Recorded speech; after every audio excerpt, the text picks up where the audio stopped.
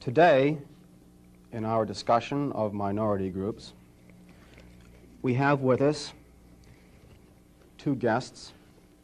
One is Minister Malcolm X. Shabazz, one of the top leaders of the Nation of Islam, or the so-called black Muslims. And we also have Mr. Herman Blake, one of the teaching assistants in the course. We will discuss today some of the goals and some of the strategies of the Nation of Islam. And I wonder if Mr. Blake might start it off by asking Mr. Shabazz a question.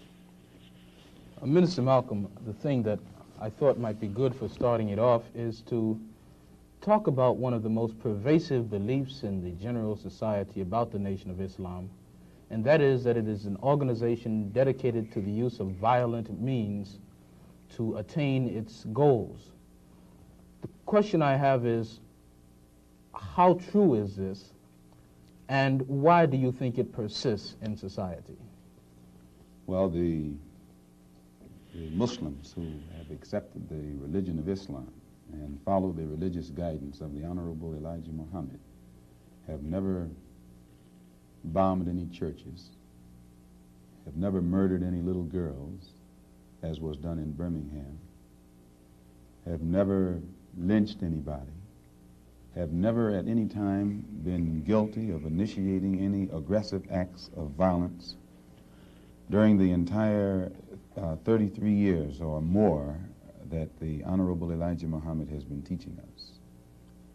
The charge of violence against us actually stems from the guilt complex that exists in the conscious and subconscious minds of most white people in this country. They know that they've been violent in their brutality against Negroes, and they feel that someday the Negro is going to wake up and try and do unto them as they have done do unto the whites as the whites have done unto us. We aren't a violent group. We are taught by the Honorable Elijah Muhammad to obey the law, to respect everyone who respects us. We're taught to display courtesy, to be polite. But we're also taught that at any time anyone in any way inflicts or seeks to inflict violence upon us, we are within our religious rights to retaliate in self-defense to the maximum degree of our ability. We never initiate any violence upon anyone, but if anyone attacks us, we reserve the right to defend ourselves. So to accuse us of being violent is like accusing a man who is being lynched, who is being hung on a tree, simply because he struggles vigorously against his lyncher. The victim is accused of violence, but the lyncher is never accused of violence. And I only point this out because the various racist groups that are set up in this country by whites and who have actually practiced violence against blacks for 400 years are never associated or identified or made synonymous with the term violence. But whites speak of Muslims almost synonymously with violence. Whenever Muslims are mentioned by them, violence is brought up. But it's not connected with any other group. This is a sort of a propaganda tactic, or what I would call psychological warfare, to in some way make the image of the Muslims in this country be a violent image rather than a religious image. I'd like to ask a question in that regard. What's interesting is that members of the Nation of Islam have not used violence even when black Americans were attacked. How do you account for this? Does this in any way contradict some of the basic premises of your movement? I don't know how you mean. Well, you maintain, for example, that you will not, or that you should not use violence unless you are attacked by the white man. And I think we can note in the last several years, certainly, dozens and dozens and dozens of instances in which Negroes have been attacked, killed in some instances. You mean in these demonstrations? The demonstrations and the bombings, for example, recently in Birmingham where they killed 4 little Negro girls. And what interests me is the fact is that the Nation of Islam has not done anything to retaliate. I think you should be happy. But the important thing is, does your lack of action contradict any of your basic principles? I'll explain it. You should be happy that Muslims who follow the Honorable Elijah Muhammad, number one, don't believe in any form of integration, and believe that every mention of the word integration by whites, whether it be from the mouth of Kennedy on down to the mouth of the lowest, raggediest white liberal in the street who is beatnik-like involving himself in these integration efforts, if we believed in it, we would integrate, and we would fight anybody who got in our way or made any effort whatsoever to stop us from integrating. If we really believed that the law of the land, the Supreme Court, and other so-called judicial bodies were for real when they talked about integration, we would integrate. And knowing that the law was on our side, and any effort we made to demonstrate toward integration, why, we would know the law should be on our side, if it's the law of the land. If it is the law of the land, then the demonstrators are within the law, and the discriminators are against the law. But to show you the hypocrisy of the law, when Negroes demonstrate for integration, instead of arresting the discriminators, the law arrests the demonstrators. So this is a foolish move on the part of Negroes. And when you foolishly get yourself involved with an enemy, then whatever comes upon you, that's your business. As Muslims, we believe that separation is the best way and the only sensible way, not integration. And but on the other hand, when we see our people being brutalized by white bigots, white racists, we think that they are foolish to allow themselves to be beaten and brutalized and do nothing whatsoever to protect themselves. They are foolish. They should have the right to defend themselves against any attack made against them by anyone. If a dog is biting a black man, the black man should kill the dog. Whether the dog is a police dog, a hound dog, or any kind of dog. If a dog is sick on a black man, when that black man is doing nothing but trying to take advantage of what the government says is supposed to be his, then that black man should kill that dog or any two-legged dog who sicks the dog on it. Should other black men help that particular person who was attacked? I think you'll find, sir, that there will come a time when black people wake up and become intellectually independent enough to think for themselves, as other humans are intellectually independent enough to think for themselves. Then the black man will think like a black man, and he will feel for other black people. And this new thinking and feeling will cause black people to stick together. And then at that point, you'll have a situation where when you attack one black man, you are attacking all black men. And this type of black thinking will cause all black people to stick together. And this type of thinking also will bring an end to the brutality inflicted upon black people by white people. And it is the only thing that will bring an end to it. No federal court, state court, or city court will bring an end to it. It's something that the black man has to bring an end to himself. Minister Malcolm, let me, on the basis of your two remarks, ask a double-pronged question. One, is it then your assertion that the laws with respect to how Negroes are supposed to have equal opportunity and equal rights in this country are not meaningful or believed by whites? And secondly, what then is your opinion and attitude toward the civil rights movement in general, and particularly the Reverend Martin Luther King and his philosophy of nonviolent direct action? If the white people really passed meaningful laws it would not be necessary to pass any more laws. There are already enough laws on the law books to protect an American citizen. You only need additional laws when you're dealing with someone who is not regarded as an American citizen. But whites are so hypocritical. They don't want to admit that this black man is not a citizen. So they classify him as a second-class citizen to get around making him a real citizen. If he was a real citizen, you'd need no more laws. You'd need no civil rights legislation. Civil rights, when you have civil rights, you have citizenship. It's automatic. White people don't need laws to protect their citizenship because they're citizens. But they don't want to tell us we're not citizens. And at the same time, they don't want to pass laws that are meaningful enough to protect us as if we were citizens. And the Supreme Court desegregation decision is the best example I know. That's a law from the Supreme Court. 10 years have gone by. No desegregated schools.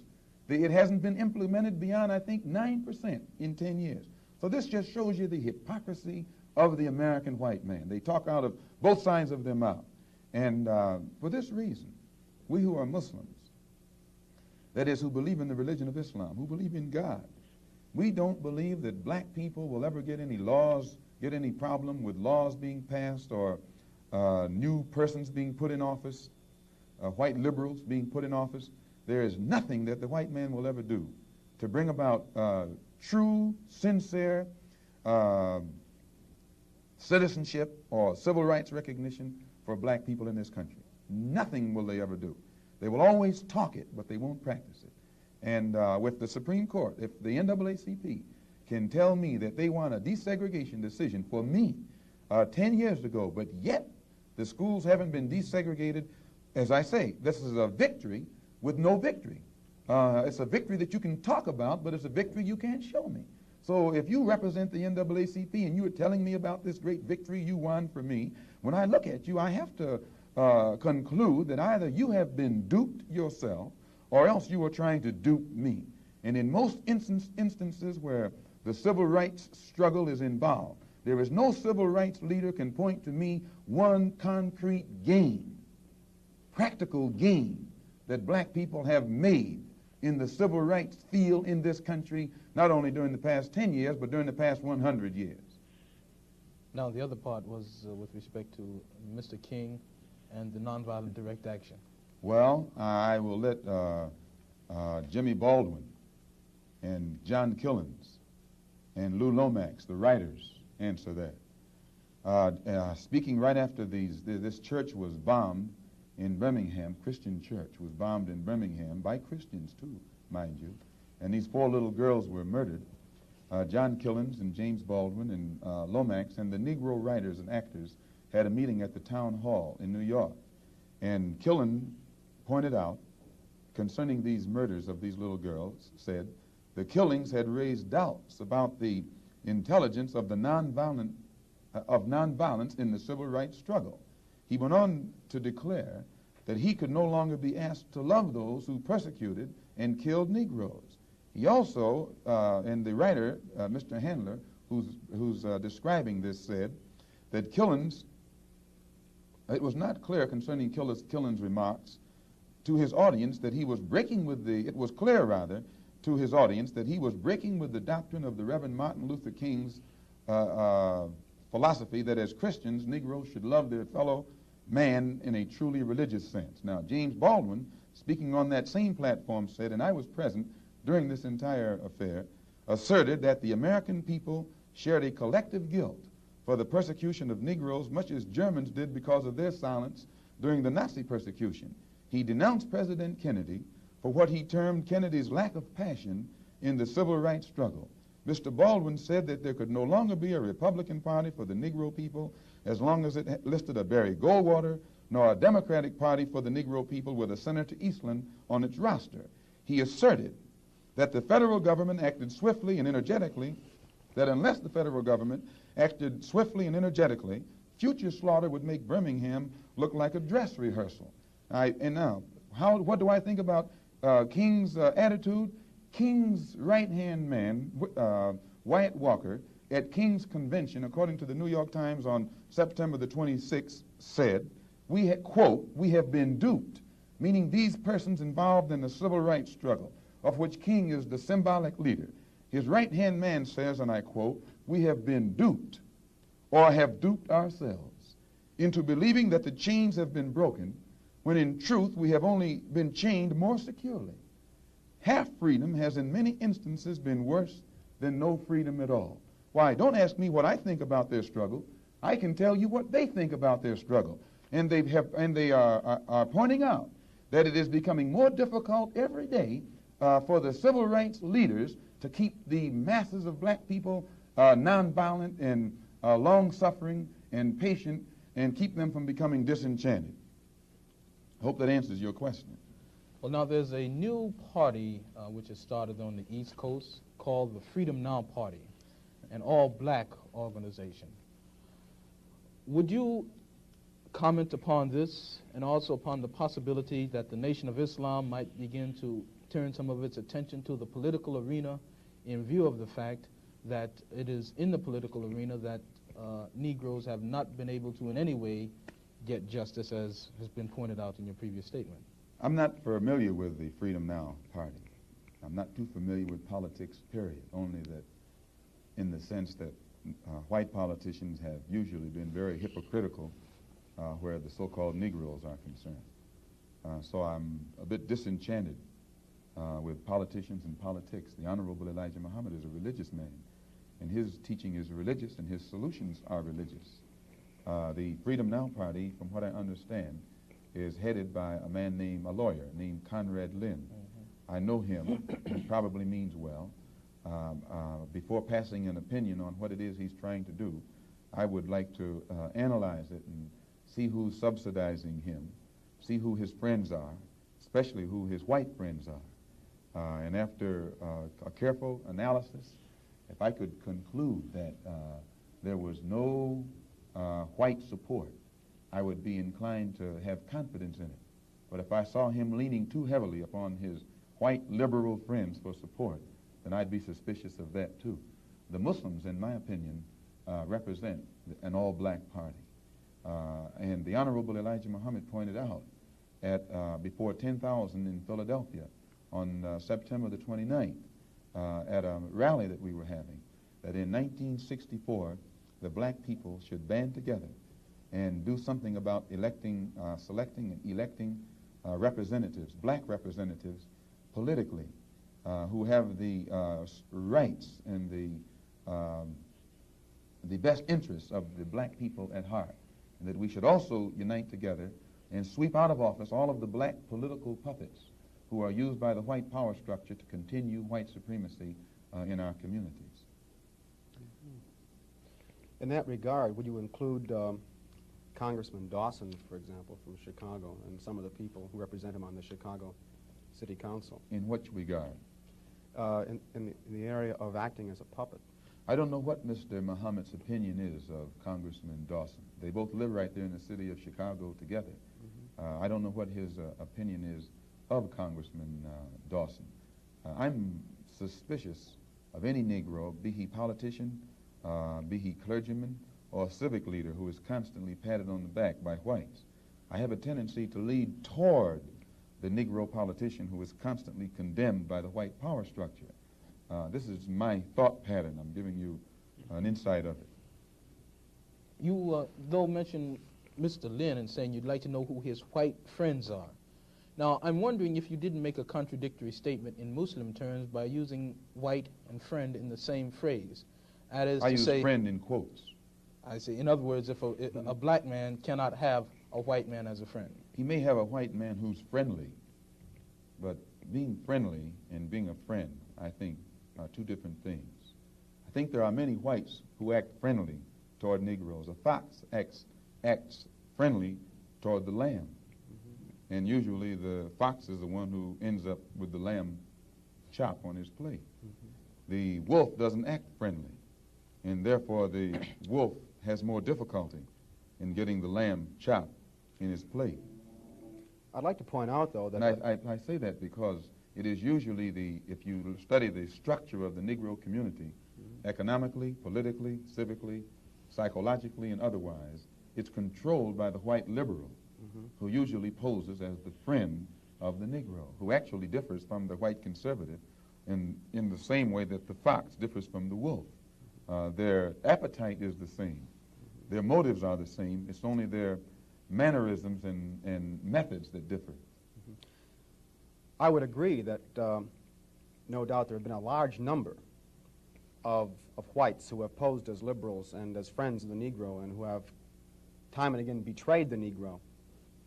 On the other hand, I think one could point to a large number of whites who have struggled for civil rights, for equality, and have got little or nothing out of it, other than quite a few bruises. Give me an example. Well, the large number of white students who have gone into the South, for example, working for SNCC and other organizations. Not working for SNCC or other organizations, but working for the white political machines who benefit by the voting efforts of Negroes. Okay. I'll be more specific. I would cite Herbert Hill, for example, as a kind of person who has championed Negro job rights, for example, in New York City and elsewhere. He has fought the political machine. First time I met Herbert Hill personally was when they were picketing to stop the working on the Harlem Hospital in Harlem. Negroes for 10 years had to fight the city to get an annex built on the Harlem Hospital. Because in Harlem, we need a hospital more so than anything else. Our people are sick. Plus, we do a lot of cutting and shooting of each other, though we profess to be nonviolent. And Herbert Hill brought his forces out and stopped the working on that site. This is the first time I ever saw him. Then, when work was brought to a halt on a hospital in Harlem, the same Negroes tried to stop the work at the Downstate Medical Center in Brooklyn, which is predominantly white. They were out there for 3 months during the summer. Couldn't stop anything. And I never saw Herbert Hill out there one time. Now, whenever it takes a stoppage of something that's going to affect the white man, you find the white liberal absent. But when it involves something that primarily will affect the best interests of black people, and black people only, then that white liberal is present. Herbert Hill is the labor secretary for the NAACP. And if he was interested in black people, he would prepare a black man with the type of knowledge and understanding of the labor troubles involving black people that would enable a black man to sit in the same position as Secretary of Labor or Labor Secretary in the NAACP. I'm suspicious of whites who join Negroes and always have to be in the lead, who always have to be the head, who always have to be at the top in Negro organizations. Those whites who really have the interest of blacks at heart, let them give some advice to some Negroes and stand on the sideline. But don't join the organization and then get at the head of it and pose as a friend of Negroes. Well, I would defend his sincerity and his commitment. And more than that, I would say that just because a person is a Negro or a black American does not mean that he's going to struggle for Negro rights or for jobs for Negroes or anything else. I think that today you could point to a large number of Negro leaders who have consistently betrayed Negroes in a whole host of areas. They aren't really Negro leaders. These are puppets that have been put in front of the Negro community by white liberals. These are parrots that have been put in front of the Negro community by white liberals. You can't name me a Negro leader who has been betrayed Negroes, who has not been endorsed, sanctioned, subsidized, and supported by the white liberals. Minister Malcolm, I'd like to... Well, I could cite one example would be Congressman Dawson, for example, in Chicago. In Chicago, a large number of liberals located in the Hyde Park district have consistently fought Dawson and his betrayals of the Negro, and they've also fought some of the people who represent Dawson on the Chicago City Council. The only Negro I know who is constantly fought, only Negro politician that I know who is constantly fought by white liberals is Adam Clayton Powell. And they call him a racist because he speaks so bluntly on the race issue. But I'm not, as I said, not too familiar with Dawson and his work. Let me return to the Nation of Islam per se, Minister, by raising a question which struck me as a result of reading some of Baldwin's work, namely The Fire Next Time. Baldwin pointed out that in Harlem for many years he had passed the street corners and the soapboxes and heard people speaking from these platforms who were known as black nationalists, and nobody was listening. And he said all of a sudden he realized that people were beginning to listen to the Muslim speakers on the street corners in Harlem.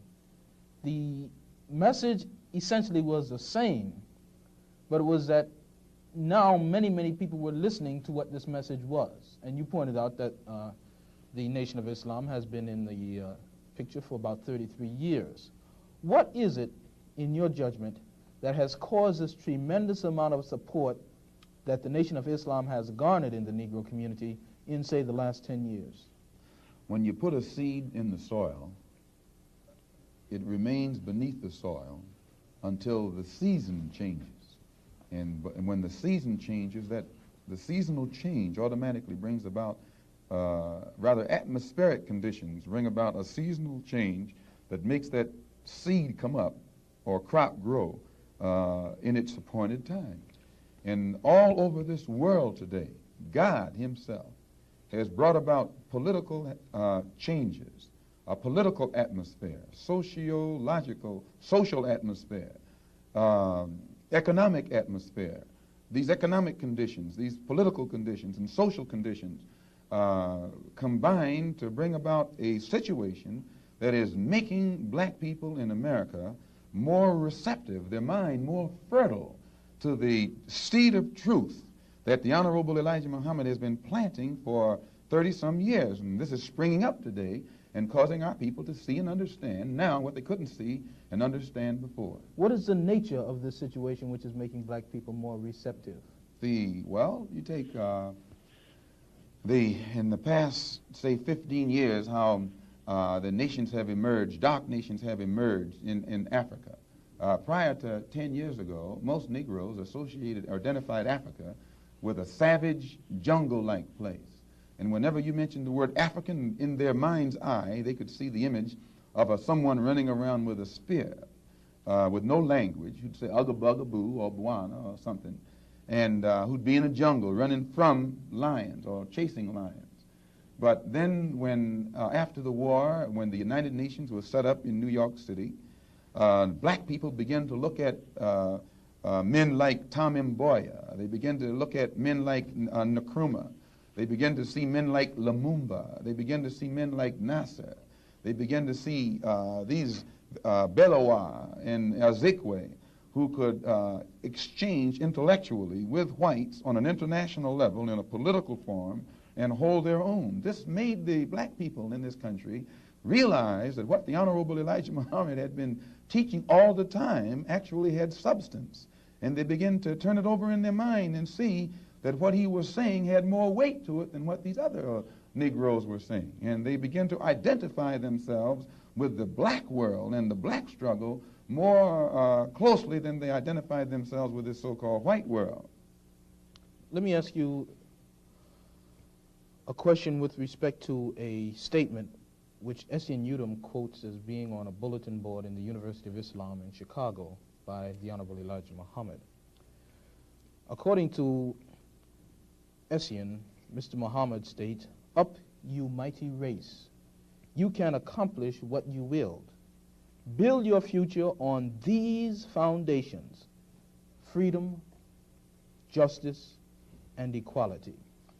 What is the definition of freedom, justice, and equality for the black man, and where and when is it to be attained? Well, take equality first. The Honorable Elijah Muhammad doesn't teach us to associate equality with whites. Equality has nothing to do with whites.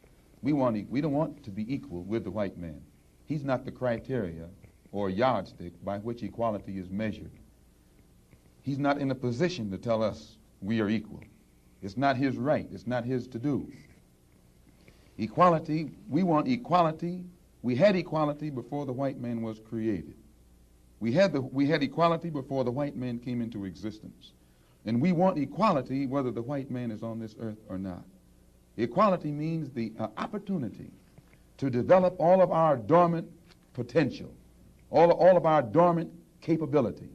And in developing this dormant capability, the right and the ability to stand on this earth on some land of our own and bring about a civilization and a society in which we will be completely independent, complete freedom to take care of the needs, to take care of the wants and the likes and the dislikes of our people, to establish our own nation, our own society, our own heaven, our own future. This is what we mean by freedom, by equality. And justice means as you sow, so shall you reap. If you do wrong, you'll get wrong in return. And if you do right, you'll get right in return. When you're in your own nation, in your own land, you're in a position to get justice. But when you're in another man's country, in another man's land, under another man's flag, and under another man's government, and under another man's court system, you have to look to that other man for justice, and you'll never get it. And Negroes in this country probably are authorities on that. Yeah. To what extent does this formulation approach that expounded by Zionists? They, for example, many Zionists maintain they could never expect justice in the Tsarist courts and the courts found in other countries in Eastern Europe and so on. And they decided that it would be wise to establish a separate state in Israel. And all of the world powers got together, the white world powers, I should say, got together and helped all of these white Jews to establish a separate state in the heart of a dark-skinned people's territory.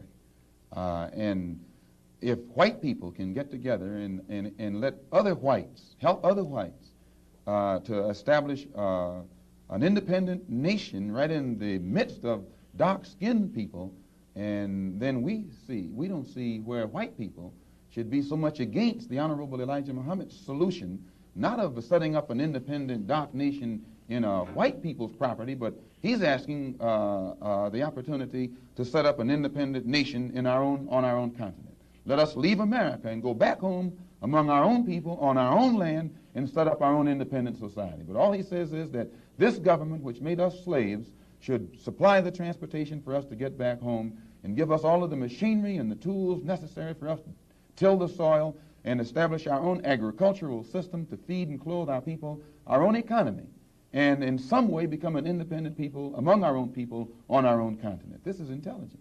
And Zionists should never criticize us. You say then that the United States is not the black man's country. Definitely American laws are not black men's laws. No.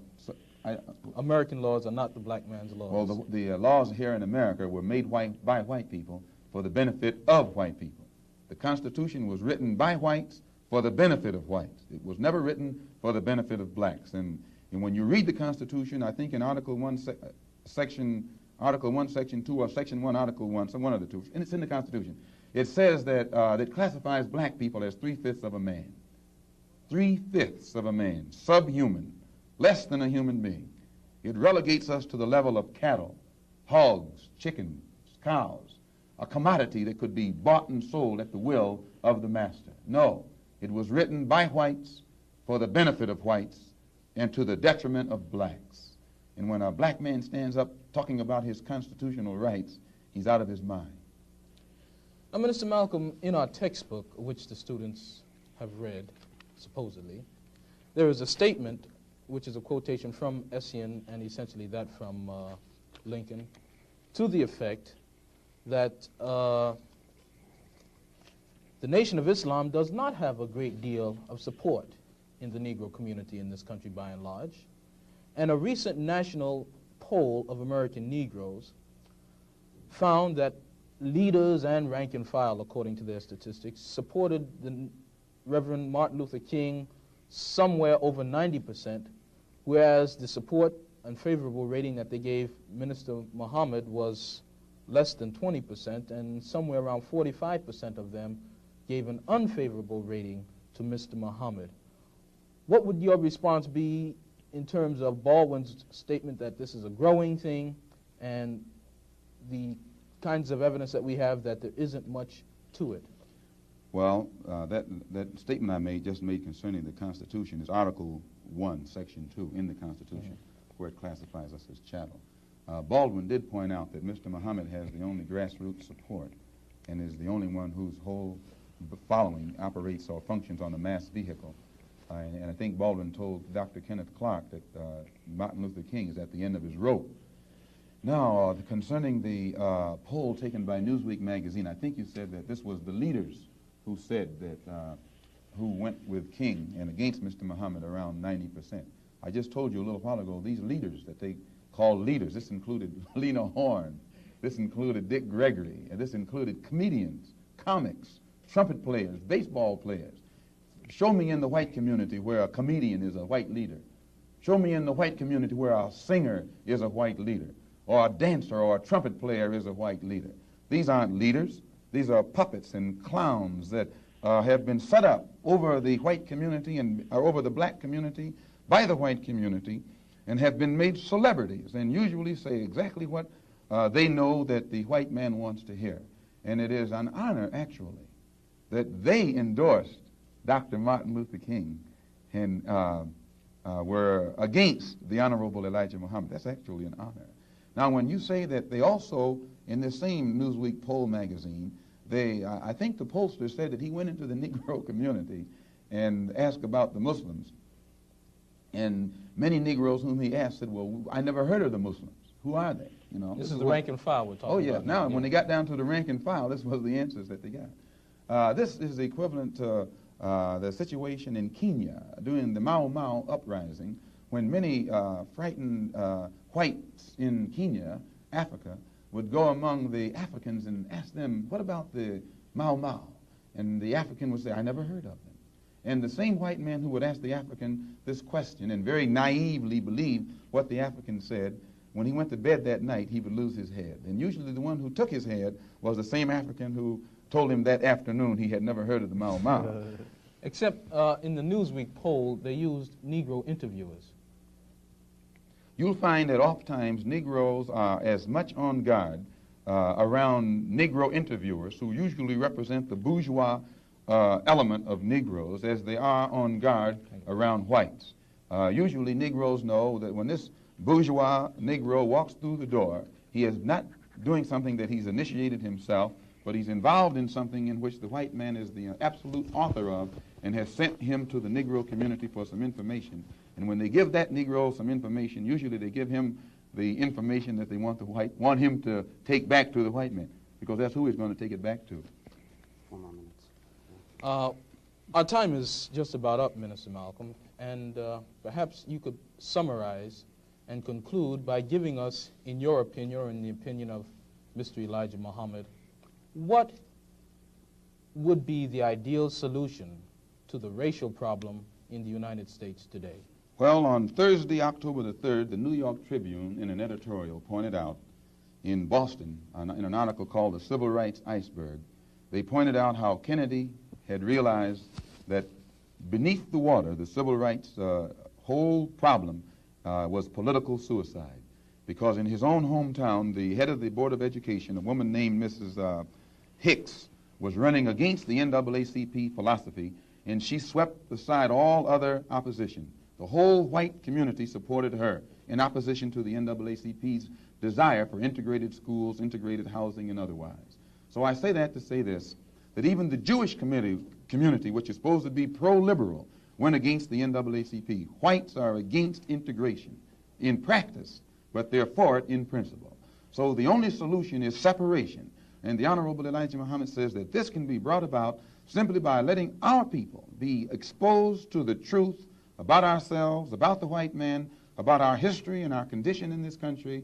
And once we are exposed to the complete truth about things as they actually exist in this country, the masses of black people will choose complete separation from this entire system, political system, economic system, social system, and whatever other aspect or description or adjective you want to attach to it.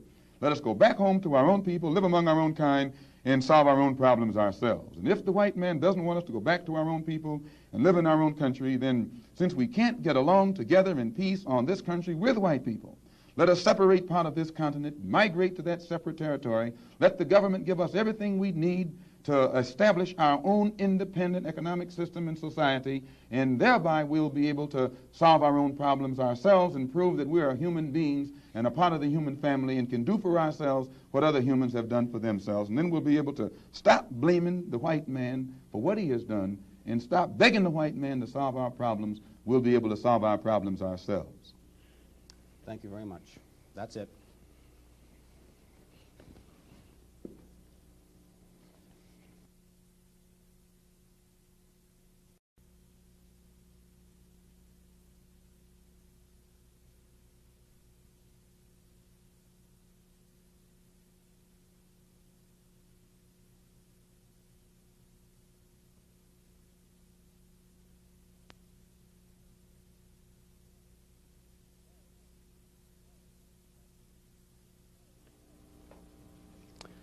Today, in our discussion of minority groups, we have with us two guests.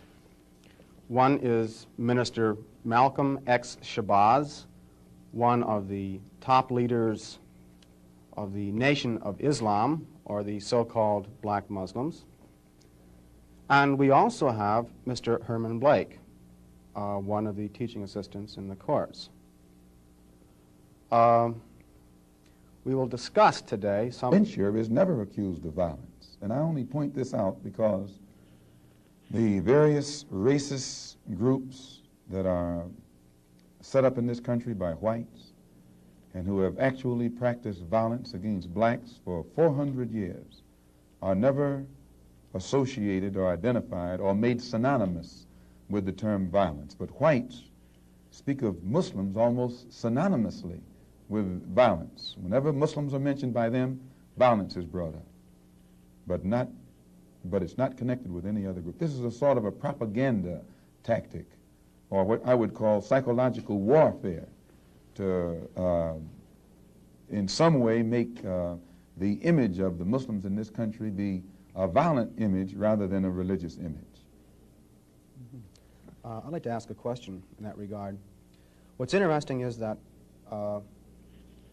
some of the goals and some of the strategies of the Nation of Islam, and I wonder if Mr. Blake might start it off by asking Mr. Shabazz a question. Minister Malcolm, the thing that I thought might be good for starting it off is to talk about one of the most pervasive beliefs in the general society about the Nation of Islam, and that is that it is an organization dedicated to the use of violent means to attain its goals. The question I have is, how true is this, and why do you think it persists in society? Well, the Muslims who have accepted the religion of Islam and follow the religious guidance of the Honorable Elijah Muhammad have never bombed any churches, have never murdered any little girls, as was done in Birmingham, have never lynched anybody, have never at any time been guilty of initiating any aggressive acts of violence during the entire 33 years or more that the Honorable Elijah Muhammad has been teaching us. The charge of violence against us actually stems from the guilt complex that exists in the conscious and subconscious minds of most white people in this country. They know that they've been violent in their brutality against Negroes, and they feel that someday the Negro is going to wake up and try and do unto them as they have do unto the whites as the whites have done unto us. We aren't a violent group. We are taught by the Honorable Elijah Muhammad to obey the law, to respect everyone who respects us. We're taught to display courtesy, to be polite, but we're also taught that at any time anyone in any way inflicts or seeks to inflict violence upon us, we are within our religious rights to retaliate in self-defense to the maximum degree of our ability. We never initiate any violence upon anyone, but if anyone attacks us, we reserve the right to defend ourselves. So to accuse us of being violent is like accusing a man who is being lynched, who is being hung on a tree, simply because he struggles vigorously against his lyncher. The victim is accused of violence, but the